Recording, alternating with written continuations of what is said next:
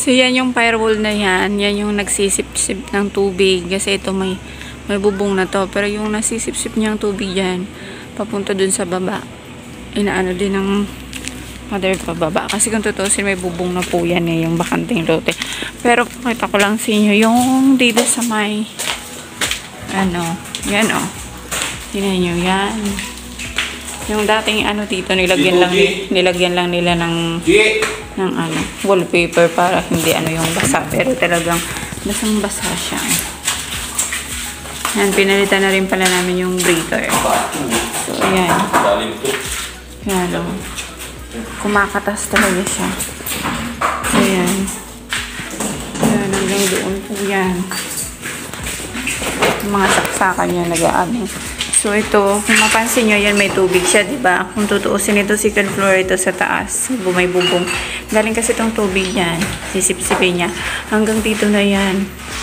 Mag-aano na yan hanggang doon. So, kita ko lang sa inyo hanggang dito. Hanggang doon yan. Ayun, no? Yan, kita yun ba? Hanggang doon yan siya. Yan. Pero sa unang kasi, yan, tubig niya, yan. Nandito sa second floor po yan. Sa unang kasi yan, hindi talaga siya kasi syempre, yung pag-turn on the okay pa siya. Katagalan mga 6 years o ilang katagalan niya. Din kailangan din ng maintenance. So, kailangan na po yan waterproofing. So, yan po. Kasi ito yung bagong slab namin dito sa may ng CR. So, nag-uulan siya, pero yan. Walang tagas. Tapos kasi ito yung second floor niyan. Yan. So, may mga siya ng tulo. Yan. Yung dating bubong pa to. Yung dating bubong pa ng bahay na to. Ito pa yun. Hindi kami nagpalit ng bubong. So, yan. Ito yung second floor niya. Para lang makita nyo doon na may bubong talaga siya sa taas. Tapos yan, yan. Basang-basa. Kung mapansin nyo na wash out yung pati nga yung gilid ng kisame, basa din. Kasi nga gawa ng sa pader. Na wash out yung namin, skim ko. Ayan, basang-basa. Hanggang dito yun sa kabilang kwarto.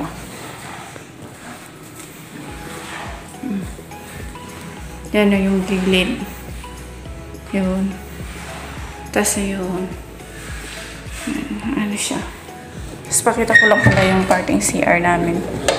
Yan may tubig din siyang nakaimbak. So, abang na kasi yan yung nakikita yung pipe. Abang na yan sa CR para sa second floor. So, yan po. Yan, nasa na kami. Nasa kusina na part. Yung CR is tapos na. Nagkaroon kami ng action dyan. Kasi ito gray din yun. Parang same na sa flooring. Yan. Tapos yung wiring pala nakalatag po yun sa flooring. Hindi nyo nakita kasi nga tawag nito may may buhos na, pero sa flooring po yung dumaan. Then ito po, mostly kasi may akong nagsabi na bakit daw nasa drainage? Kasi actually po naggawa ako ng manhole dyan sa sarili kasi nga dyan tatapat yung tubig galing CR, galing downspout, galing lababo. Kaya kung may butas yan dyan, din nilalagyan lang namin yan dyan ng para buhusan, para hindi siya makatapi. Para yung tubig dyan makapaglaro. Ibig sabihin nun, yung volume ng tubig makalaro, hindi direct doon sa drainage palabas. Ngayon, yung kanila nagbara. Kasi ang noon, hindi pinapaalis yung pit trap nila kasi nga sinabi ko naman na mabaho naman talaga kasi nakadirect po yun doon sa kanal.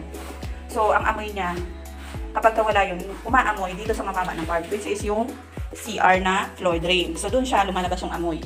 Ngayon, hindi yung pinaalis. Kasi nga, yung sabi ko, maamoy talaga, honestly. Kasi sa bahay, ganun. So, ang bala ko nga doon putulin doon sa harap.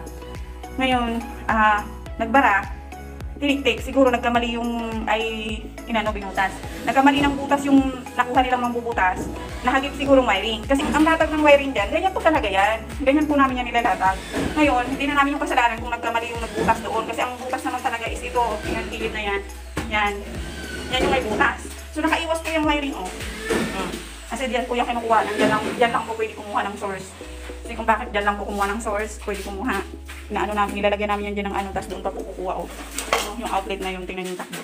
Kasi po, pag tinatakbo mo yan pa ganyan, tapos pag ganun paakyat dun sa bar mo, nagpagawa siya doon ng cabinet. Pag tinusok ng varina yun, nadali na, baka sumabog yung doon. Anong gusto niya pa ganun, tapos pa ganun, lagi po yan, nasa flooring po talaga. Nasa flooring po talaga yan, pinapalatag. Ang mali po doon yung bukas. Tsaka lagi ko po, at tsaka, hindi po pala yan kasi lagi po yan may update. So may picture po yung part na yan. Pakibalikan nyo na lang po kung talagang hinulong po yan sa drainage. Nasa drainage daw, ang drainage ito. Ayan, maulan din tayo makalabas. Ayan, meron kaming, ayan yung baitang, nilagyan din namin tayo. Tapos ito yung drainage galing loob. So ang ginagawa ko ngayon, para alisin yung P-trap dun sa likod kasi nga, pag tumagal talaga, sabihin natin mga kung matindi-tindi yung 6 months, 8 months, or 1 year, nagbabara talaga kasi naiipon yung sibo dun sa P-trap kaya hindi siya makalabas, nag-overflow ngayon. Kung lipat yung CR, nasa CR nag-overflow. Kung meron namang laundry doon sa nag-overflow doon sa laundry, di kaya yung lababo hindi na makaano yung tubig kasi barado yung P-trap doon. So ang ginagawa ko, pinuputol ko yung P-trap para isang diretso na lang yung ganun yung tubo.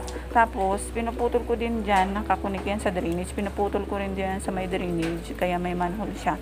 Para naman yung amoy, hindi pumasok. Kasi pag hindi mo pinutol dyan, papasok naman yung amoy, dun siya sisingaw sa CR or sa laundry, kung ano man yung nasa likod na dyan nakaano. Ito na dito yun. Yun, yung manhole dito dati, yan, nakamanhole din yan. Para yung ikon ng tubig, yung bulong ng tubig, makakapaglaro yung bulong ng tubig dyan. So parang totally wash out talaga kasi nga, yung tubig kulan, dyan din yung daan, yung floor drain sa CR, saka yung lababo, dyan din yung daan. So pag umulan ng malakas, totally wash out siya kasi nga, nakaano lang siya yung tubig, yung nakaambang ganun. Wala na yung P-trap na parang pag pa, yung nakalikot pa. Doon kasi mostly yung, yung naiipon yung sebo.